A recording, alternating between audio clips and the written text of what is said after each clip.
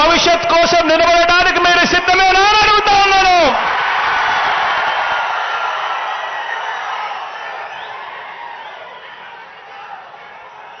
ఇక స్లీవ్స్ మడచాల్సిన సమయం వచ్చింది.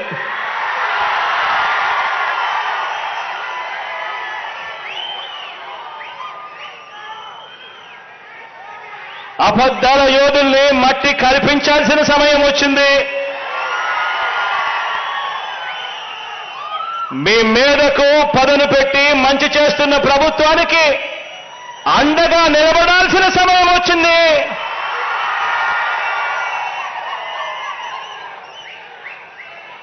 పేదవాడి భవిష్యత్ మారాలంటే, వారి బ్రతుకులు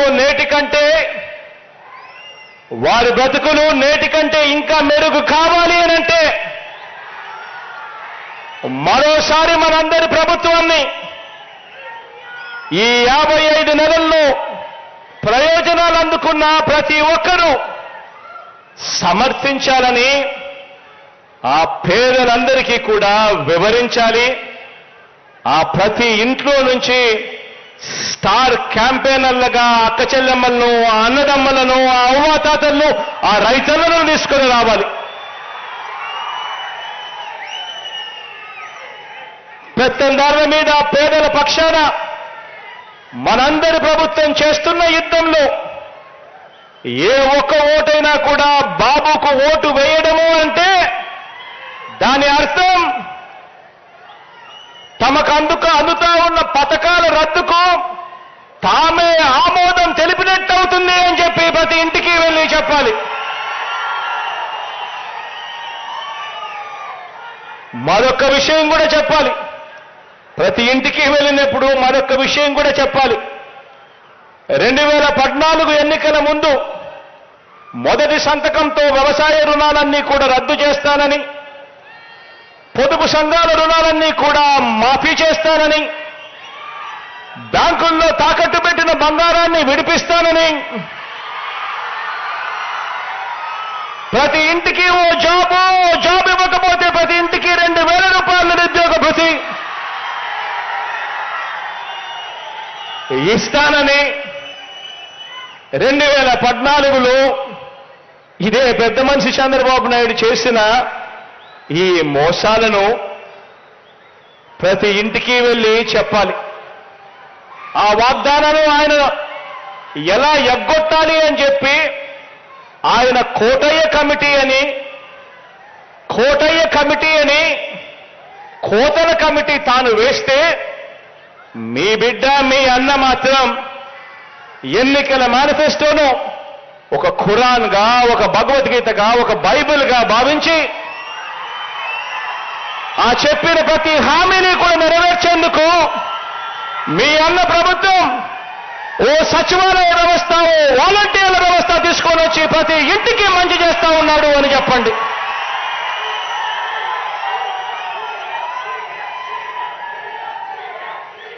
ప్రతి ఇంటికి వెళ్ళి చెప్పండి.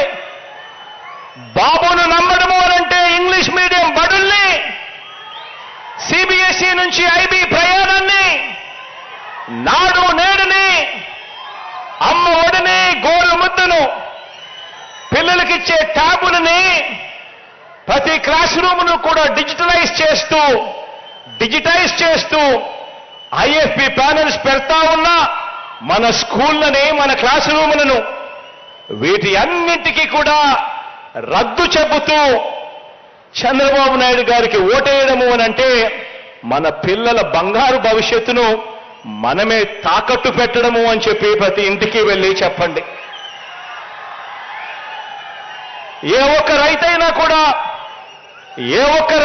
కూడా బాబు వాగ్దానాన్ని నమ్మడము అనంటే 2014లో మాదిరిగా మరోసారి తాము నిలువులా మునగడానికి సిద్ధం కావటమే అని చెప్పి ప్రతి రైతన్నకు వెళ్ళి చెప్పండి.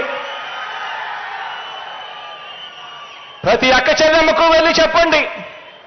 ఏ ఒక్క అక్క చెల్లెమ్మైనా బాబు మాటను నమ్మటము అనంటే పూర్తిగా పొదుపు సంఘాల రుణాలన్నీ కూడా మాఫీ చేస్తానని, ఏడాదికి 12 గ్యాస్ సిలిండర్లు సబ్సిడీ మీద ఇస్తానని తాను చెప్పి 2014 ఎన్నికల తర్వాత నిలువున దగా చేసిన బాబును మళ్ళీ ఎవరైనా నమ్మవచ్చా అని చెప్పి ప్రతి ఎక్కచెల్లెమ్మని వెళ్ళి అడగండి.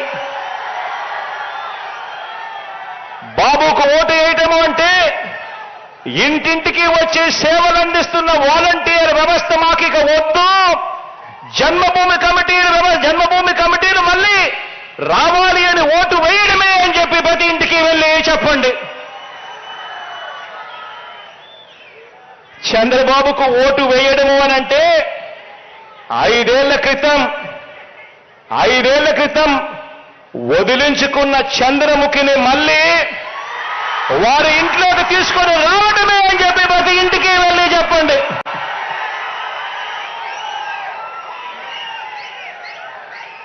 బాబుకు ఓటు వేయడము అనంటే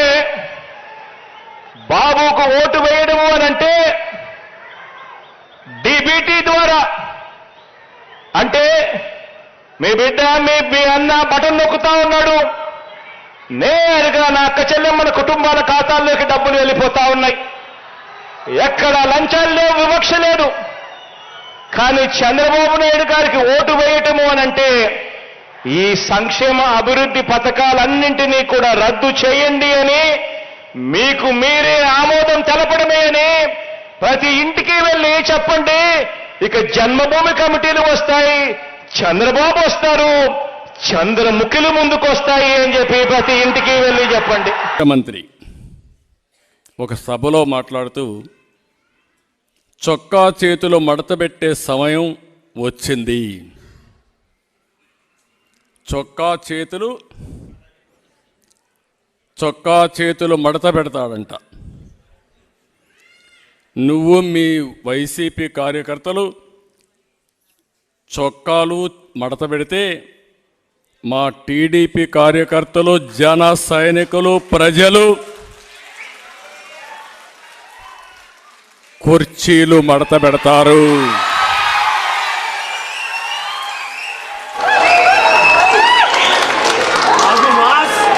మళ్ళీ చెబుతున్నా,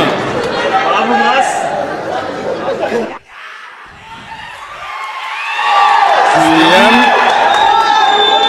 ఈరోజు సభలో మాట్లాడుతూ చొక్కా చేతులు మడత పెట్టే సమయం వచ్చింది. నువ్వు మీ వైసీపీ కార్యకర్తలు చొక్కాలు మడత పెడితే మా టీడీపీ కార్యకర్తలు, జన సైనికులు, ప్రజలు కుర్చీలు మడత పెడతారు. అందరూ కుర్చీలు మడత పెడితే ఏమవుతుందో తెలుసా? జగన్ రెడ్డి నీ కుర్చీ లేకుండా పోతుంది. నువ్వు ముఖ్యమంత్రి హోదాలో ఉన్నావు. ఎన్నికలంటే ద్వంద్వ యుద్ధం.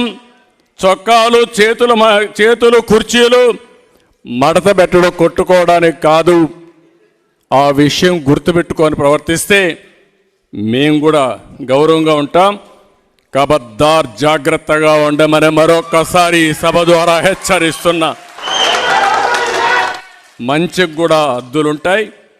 పిచ్చి కూతలకు వస్తే దానికి పరిష్కారం చూపించే ధైర్యం కూడా 5 కోట్ల ప్రజలకు ఉందని మరొక్కసారి హెచ్చరిస్తూ, మరొక్కసారి ఈ పుస్తకం ప్రతి ఒక్క ఇంటికి చేరాలి. ప్రతి రచ్చబండ, ప్రతి టీ కొట్టు దగ్గరికి అంశాలు చర్చించాలి. 5 ఏళ్ళు నరకాన్ని 54 రోజులు మీరు చర్చించాలి. ప్రజల్ని చైతన్యవంతులు చేసి ముందుకు పోవాల్సి కోరుకుంటూ, మరొక్కసారి ఈ పుస్తకాన్ని రాసినటువంటి సురేష్ కుమార్ గారిని 5 కోట్ల ప్రజల తరపున మనస్ఫూర్తిగా అభినందిస్తూ, ఒక చక్కని ఆయుధాన్ని మీరు ప్రజలకు ఇచ్చారు. మీ విధ్వంసం ద్వారా ప్రజా చైతన్యాన్ని రగిల్చారు, ప్రజాస్ఫూర్తిని కల్పించారు. అలాంటి బ్రహ్మాండమైన పని చేసిన మిమ్మల్ని, అమరావతి కోసం అమరావతి రైతులు ఏ విధంగా పోరాడుతున్నారో, మా ఆడబిడ్డలు ఏ విధంగా అయితే పోరాడుతున్నారో, అదేవిధంగా 5 కోట్ల ప్రజల కోసం మీరు ఒక స్ఫూర్తినిచ్చి పుస్తకం రాశారు. మిమ్మల్ని కూడా జాతి గుర్తుపెట్టుకుంటుంది. దానికి మనస్ఫూర్తిగా అభినందిస్తూ మరొక్కసారి అందరూ కూడా వారికి అభినందన తెలియజేసుకుంటూ సెలవు తీసుకుంటున్నా. జై హింద్.